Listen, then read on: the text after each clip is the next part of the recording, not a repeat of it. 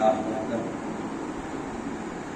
والصلاة والسلام على سيدنا محمد لا نبي بعده وعلى آله وأصحابه ومن عنده أما بعد فقد قال الله سبحانه وتعالى في القرآن الكريم أعوذ بالله من الشيطان الرجيم بسم الله الرحمن الرحيم وعباد الرحمن الذين يمشون على الأرض هونا وإذا خاطبهم الجاهلون قالوا سلاما صدق الله العظيم إن الله وملائكته يصلون على النبي يا أيها الذين آمنوا صلوا عليه وسلموا تسليما اللهم صل على سيدنا ومولانا وحبيبنا وشفيعنا محمد بعدد كل لقطة مئة ألف لقطة وبارك وسلم وصل على جميع إخوانه من النبيين والصالحين مولاي صل وسلم دائما أبدا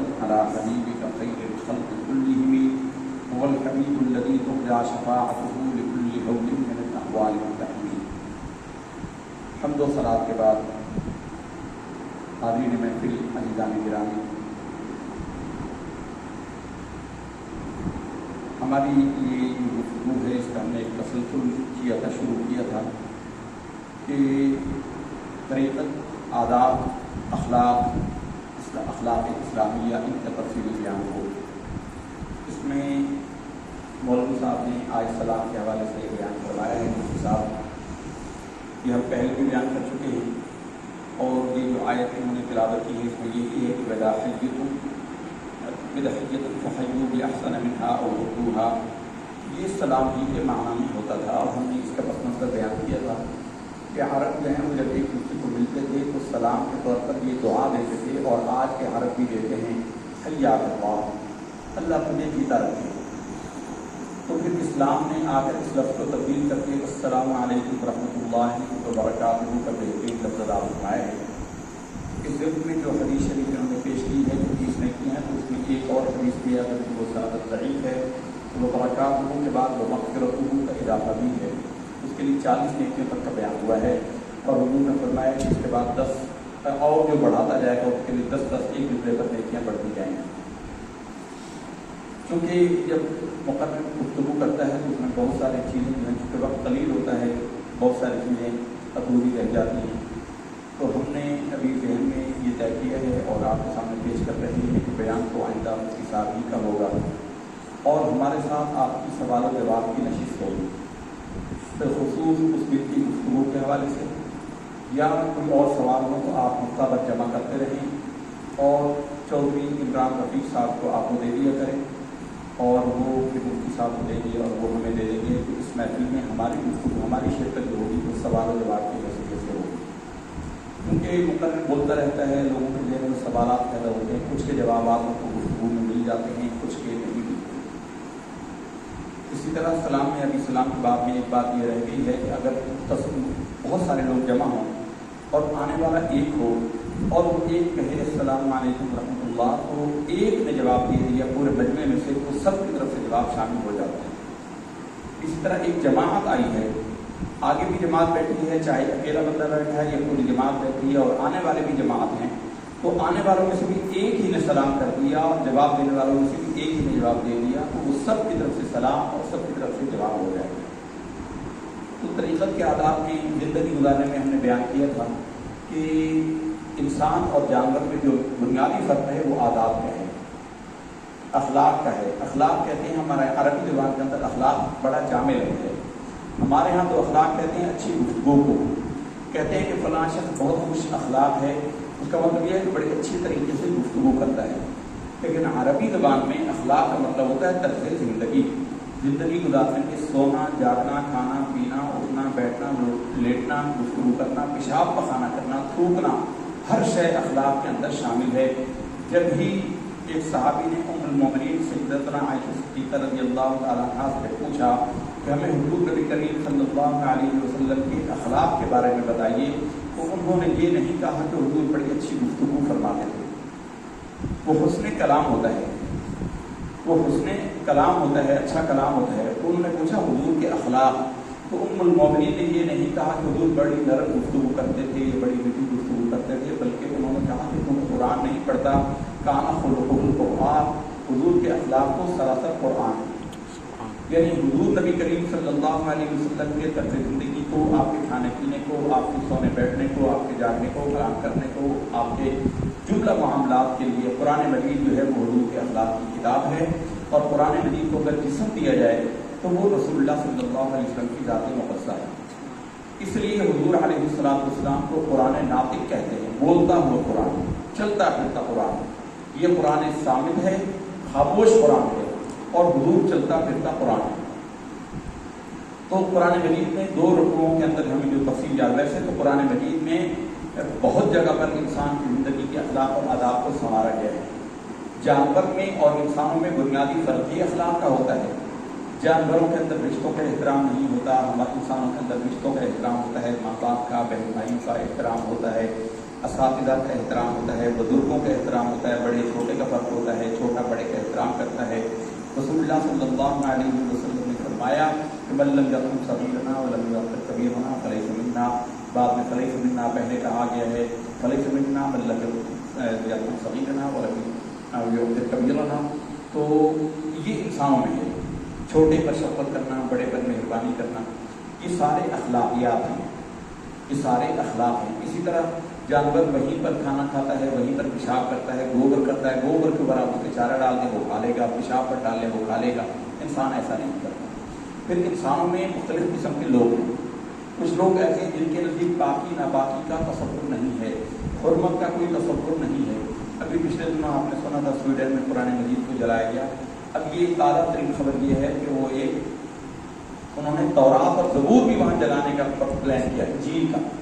और हमारे लिए डूब मरने का मकाम है। 56 इस्लामी ममालिक रजिस्टर्ड हैं अक़वाम मुत्तहिदा में। एक इसराइल ने तौरात के तौहीद के इरादे पर एहतजाज किया और स्वीडन को वो प्रोग्राम कैंसिल करवाना पड़ा। और हमारे 56 इस्लामी मुल्क को ये बेगैरत हुक्मरान, कि पूरी दुनिया की इस्लामी मुल्कों के बेगैरत हुक्मरान, इनकी इतनी जुर्रत नहीं हुई। 2-2.5 करोड़ का मुल्क है स्वीडन, वो बहुत बड़ा मुल्क नहीं है, लेकिन कराची शहर से भी कम आबादी का हामिल, लेकिन 56 इस्लामी मुल्क उस पर असर नहीं डाल सके।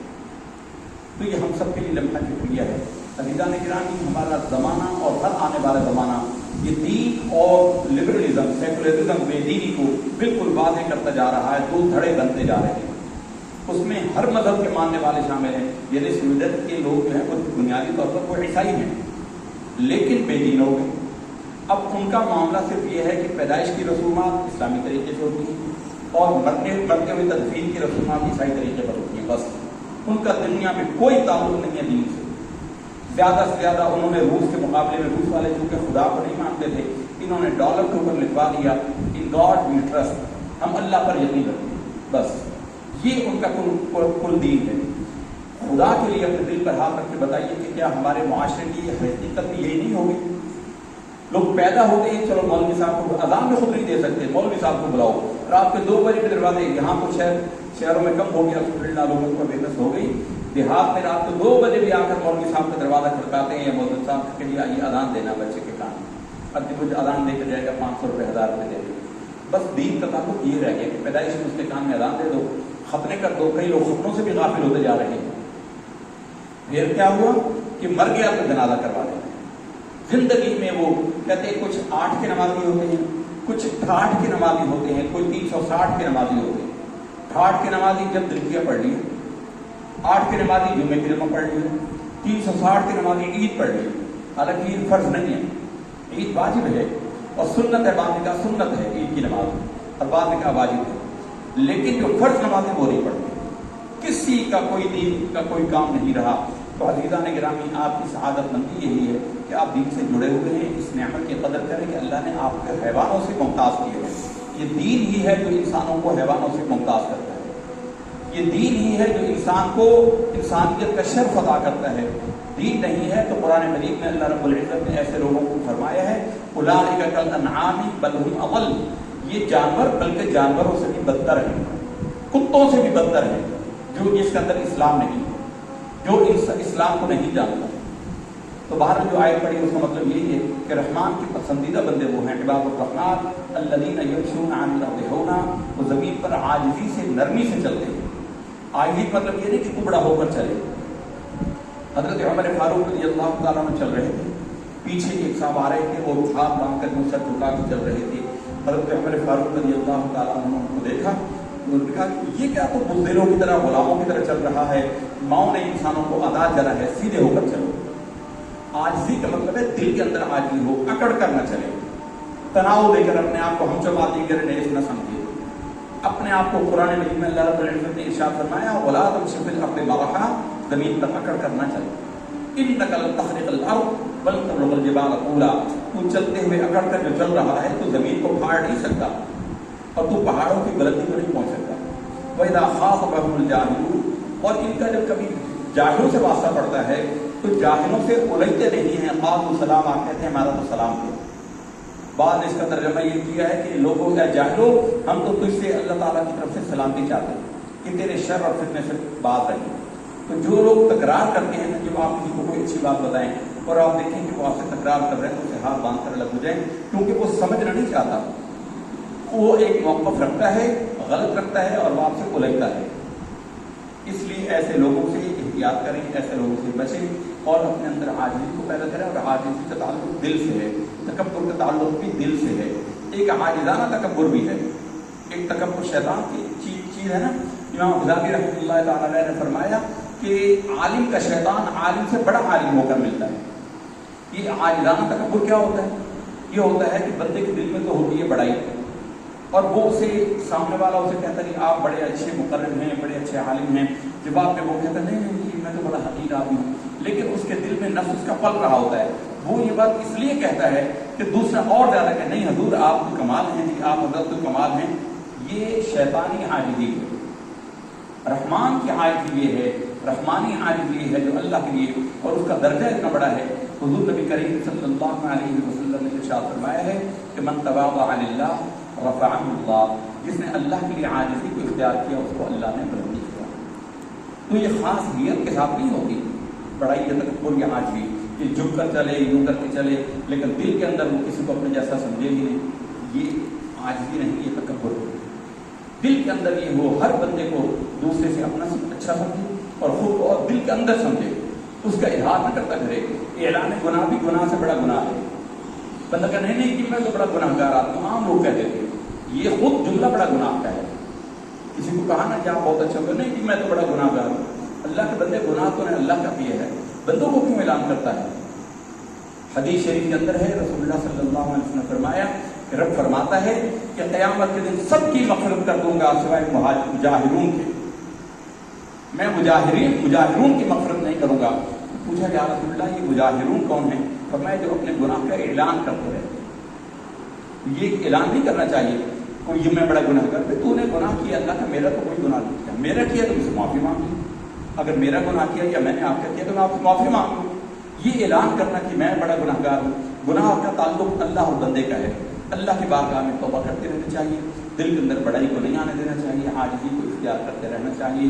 بزرگوں میں ایک بزرگ کا واقعہ ہے، سفر پر گئے، ایک صاحب وہ بڑے نیک آدمی بزرگ تھے، صحیح معنوں میں بزرگ تھے، تو وہ جانے لگے تو ایک غلام بھی ان کے ساتھ سے پڑھا، ان کا جو میں آپ کی سنگت کروں گا، میں کسی کو لے کے نہیں چلتا۔ انہوں نے کہا جی نہیں میں آپ کی مساحت اختیار کرتا ہوں، غلام اختیار کرتا ہوں، مجھے چلنے دے۔ انہوں نے فرمایا چلو آ جاؤ۔ وہ چلے، انہوں نے کہا شرط میں یہ ہے کہ جو میں کہوں گا وہ تو مانے گا صحیح؟ انہوں نے کہا ٹھیک ہے۔ آگے جا کے جب انہوں نے پڑاؤ کیا تو انہوں نے کہا کہ اچھا تو یہاں بیٹھ، میں جنگل سے لکڑیاں کاٹ کے آتا ہوں۔ تو انہوں نے کہا یہ کیا ہوا؟ یہ کیا ہوا؟ آپ مخدوم ہیں، میں آپ کا خادم ہوں، میں خدمت کروں گا، میں لکڑیاں کاٹوں گا۔ کہا میں نے تجھے کہا نہیں تھا کہ تو میرا کہنا مانے گا، یہ وعدہ نہیں لیا تھا؟ اب بیٹھ آرام سے۔ وہ گئے جنگل سے لکڑیاں کاٹ کر لائے، پھر وہ آگے ہوا پکانے میں مدد کرنے کے لیے آ کے مسلم نہیں میں وعدہ لیا کہ میں نے تجھے وعدہ لیا تھا کہ تو میرا کہنا مانے گا۔ تیسری بار جب کھانا تیار ہو گیا تو کہا کہ کھا لے، اب کھا لیجیے۔ تو وہ پھر شرمندہ ہو کر آیا اور کہا جی حضرت میں نے آپ کی بات مان لی، اگلی دفعہ اس کے الٹ ہوگا، اب میں یہ کام کروں گا، اس لیے کہ آپ مخدوم ہیں اور میں خادم ہوں۔ آپ نے کہا ٹھیک ہے۔ جب اگلی منزل پر پڑاؤ کیا تو انہوں نے کہا دیکھو، وہ جانے لگے تو انہوں نے کہا کہ اب تو آپ مخدوم ہیں، میں خادم ہوں۔ انہوں نے کہا کہ ہر کی خدمت کر دوں مخدوم باشد، جو خدمت کرے گا وہی تو مخدوم ہوتا ہے، تو میرا فرض ہے نا۔ سید القوم خادم، انہوں نے کہا کہ آپ میرے سردار ہیں۔ انہوں نے کہا سید القوم خادم، کہ جو قوم کا سردار ہوتا ہے وہ قوم کا خادم ہوتا ہے۔ میں تیری خدمت کروں گا، تو یہاں بیٹھ جا آرام سے. اور سارا کام انہوں نے پھر بھی خود کیا. تو کہنے کا مطلب یہ ہے کہ یہ وہ عاجزی ہوتی ہے جو انسان کے دل میں ہوتی ہے، زبان پر نہیں ہوتی. زبان سے عاجزی کا اظہار کرنا یہ ایک عام بات ہے، عوامی بات ہے، ایسے خامخواہ. اور یہ شیطان کا اس میں حصہ ہوتا ہے کہ کوئی کسی کی تعریف کرے، کہتا نہیں دنیا میں تو بڑا کچھ بھی نہیں ہوں، حقیر ہوں، فقیر ہوں. وہ کہتا نہیں نہیں جناب آپ کی کیا شان ہے. اس کا پھول رہا ہوتا ہے کہ دیکھو لوگ میری کتنی تعریف کرتے ہیں. اللہ تعالیٰ سے دعا ہے کہ بھی اخلاص کے ساتھ اعمال کرنے کی توفیق عطا فرمائے. اور اگلی نشست میں یاد رکھ لیجیے، براہ راست جو سوال ہوں پرچی پہ لکھتے چودھری محمد عمران رفیق صاحب کو. عمران رفیق کے بعد یہ اپنے علی جٹ صاحب ہیں، اور یہ وقاص تنوری ہیں، اور خورشید کلوڑ ہیں. یہ چار بندے جو ہیں بالترتیب، عمران، پھر علی، پھر یہ وقاص تنوری، پھر خورشید کلوڑ. یہ چار بندے ہیں. ایک بندہ اگر مس ہو تو جو دوسرا بندہ ہے اس کے خود بخود نائب ہوتے ہیں. یہاں پوری ذمہ داری ہوتی ہے، پورے نظم ہوتا ہے. اس لیے اگر یہ موجود نہیں تو علی صاحب خود آگے بڑھ کر قیادت سنبھالیں گے معاملہ. علی صاحب بھی نہیں ہے، یہ بھی نہیں ہے، تو پھر وہ وقاص تنوری صاحب آگے بڑھ جائیں گے. یہ بھی نہ ہو تو پھر یہ اپنے خورشید کلوٹ صاحب ہیں. چار بندے اللہ کرے گا ان میں سے تو کچھ نہ کچھ ہوگا ہی ہوگا. یہ حضور کا تربیت کا ایک بہت بڑا حصہ ہے. حضور نے فرمایا کہ جب بھی دو بندے بھی اگر کوئی سفر کرو یا معاملہ کرو، ایک کو امیر بنا لو، ایک کو ذمہ دار بنا لو. تو اب یہ ہمارے درمیان ذمہ داری کی تفویض کیوں ہو گئی. اللہ تعالیٰ سے دعا ہے کہ ہمیں دین کے سیکھنے اور اس پر عمل کی توفیق دے. مستقبل بڑا خوفناک ہے، موت آتی ہے تو انسان کی موت کے بعد حقیقت کیا کھلتی ہے. اس وقت پتہ چلتا ہے کہ ہائے جو خواب تھا، جو کچھ کے دیکھا، جو سنا افسانہ تھا، میں دنیا میں انجینئر تھا، دنیا میں وکیل تھا، دنیا میں، لیکن اس مرتی پتہ لگے کہ وہ خواب تھا. جیسے آج کو بندہ سوئے وہ خواب میں دیکھی تو اپنے آپ کو بادشاہ دیکھ رہا ہے، مرنے کے بعد ہمیں یہ چیزیں ایسی ہی لگیں گی. اس لیے مرنے سے پہلے صوفیاء کہتے ہیں موتو قبل ان تموتو، مرنے سے پہلے ہی اپنے آپ کو مرا ہوا سمجھیں. یہ دنیا اب بے دینی اور دین کے درمیان تقسیم ہوتی جا رہی ہے، اور دین صرف ایک ہی ہے، اسلام. اسلام کے سوا سب دین باقی ہیں. الکفر ملت واحدہ، عیسائی ہو، یہودی ہو، ہندو ہو، مشرک جو ہے، سب ایک قوم ہے. اسلام ایک الگ قوم ہے. اور اسلام جس کا پریکٹیکل اسلام ہوتا ہے، جس کا عملی اسلام ہوتا ہے. زبانی کلامی زبان سے کہہ بھی دیا لا الہ کچھ بھی نہیں، اگر زبان سے کہہ بھی دیا لا الہ الا اللہ محمد رسول اللہ تو کچھ بھی حاصل نہیں ہوتا جب تک کہ ایمان تیرے دل میں نہیں ہوتا. تو دل میں پہنچتا ہے تو عمل سے اس کا اظہار ہوتا ہے. اقول قولی ھذا فاستغفر اللہ لی ولکم ولسائر المسلمین والمسلمات فاستغفروہ انہ هو الغفور الرحیم.